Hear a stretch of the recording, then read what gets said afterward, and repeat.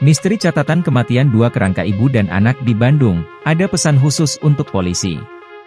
Ibu Iguh Indah Hayati 55 tahun dan putrinya Alia Immanuel 24 tahun ternyata membuat tulisan kematian atau death note sebelum meninggal.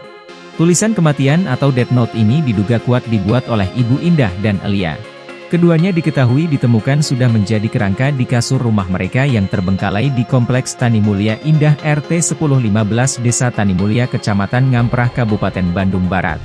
Polisi pun kini telah menemukan barang bukti yang menyita perhatian soal penemuan kerangka ibu dan anak di rumahnya ini. Barang bukti itu berupa tulisan yang berisi curhatan keduanya yang ditulis pada dinding di bagian ruang tamu dan kamar tempat mereka meninggal dunia. Dari catatan kematian di tembok rumah itu, mengungkap apa yang sebenarnya terjadi di rumah tersebut selama Ibu Indah dan anaknya tinggal. Terbongkar jika permasalahan rumah tangga hingga biaya sekolah anak tertulis di dinding rumah. Salah satu tulisan yang diduga dibuat Alia menunjukkan keinginan kuat korban untuk bersekolah. Selain itu, terdapat juga pesan terakhir dari Indah Hayati yang meminta rumahnya agar diwakafkan untuk menjadi Masjid Tani Mulia.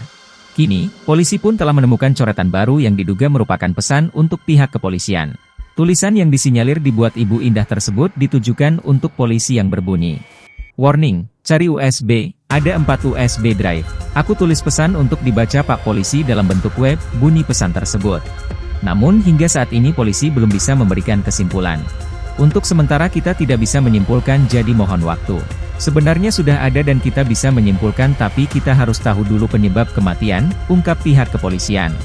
Atas hal itu, kepolisian enggan terburu-buru menyimpulkan penyebab kematian dan masih memastikan tulisan-tulisan yang ditinggalkan.